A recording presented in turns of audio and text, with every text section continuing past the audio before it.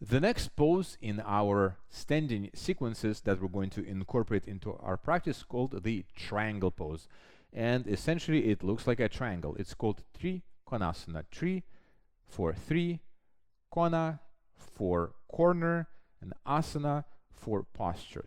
There's obviously a relationship between the ancient language of India, Sanskrit, and English. So this pose looks like this. You're making a triangle with your body.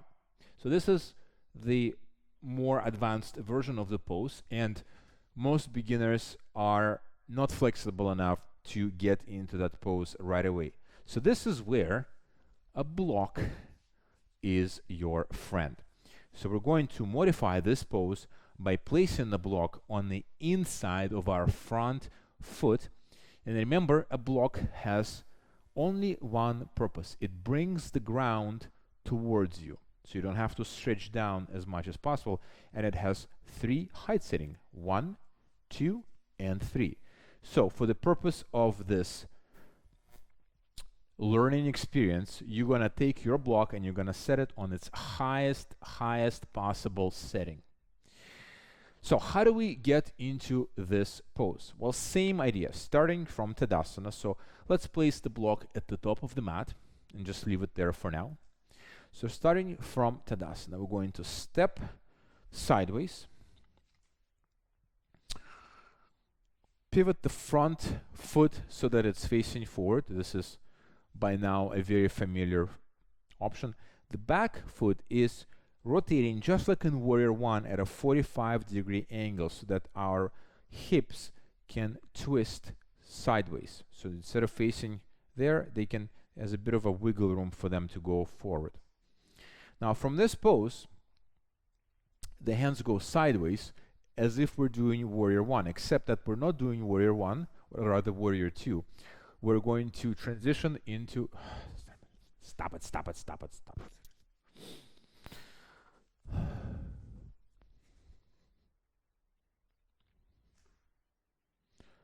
Take 2.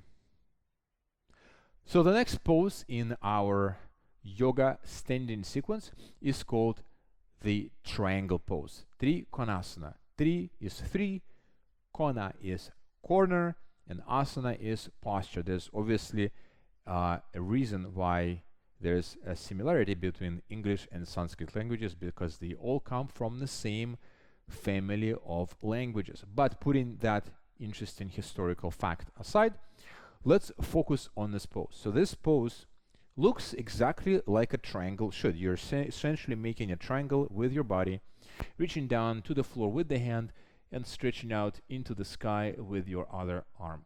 Now this pose is relatively tricky to do in the beginning. There's a lot of wobbling going on, and also beginners, because there's not enough flexibility in the hips and hamstrings, will most likely not be able to reach down to the floor with their hands.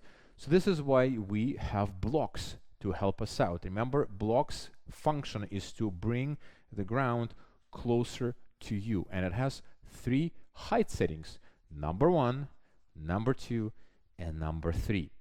So we're going to use the block to help us with this pose by placing it on the at the front of the mat, on the inside of our front foot. And essentially, instead of reaching all the way down, we're going to reach halfway and do our triangle pose like that.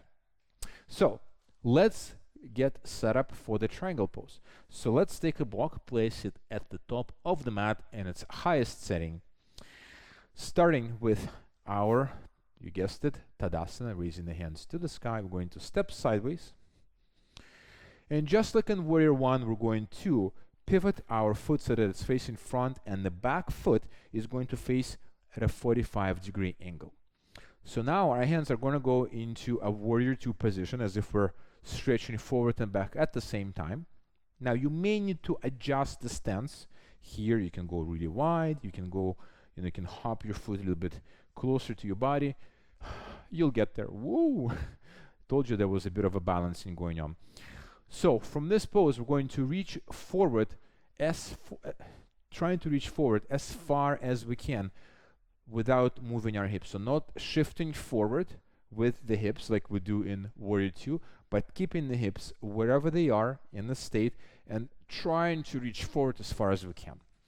So reaching forward as far as we can until we can place the hand on a block, and having the block not all the way in front of us, but somewhere in the vicinity of the foot, or maybe even behind the foot.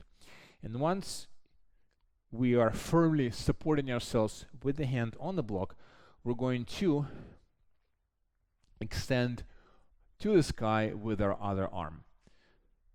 And that's essentially the triangle pose. Now, obviously, just like in any yoga pose, there's a lot of little nuances going on here. First of all, you're preventing your body from collapsing forward. You're actively working on opening up the body and extending that hand to the sky. If once again, if you have an impingement in the shoulder or any type of a shoulder injury, you can have your hand on your hip, but that doesn't excuse you from folding forward. You can still work on opening your torso through to the sky. The second thing here is the front knee. If you have hyperextension in your knee joint, it essentially looks like this. You have to strongly suggest it to bend the front knee. As a matter of fact, having a soft bend in the knee is advisable regardless whether you have hyperextension or not. It just protects the joint. The second thing is the back hip. It's opening to the, so it's not facing forward, it's not closing in, but it's actively opening to the sides. So think about this right glute trying to go back to the wall, so opening through that, and that's going to really straighten up your back leg.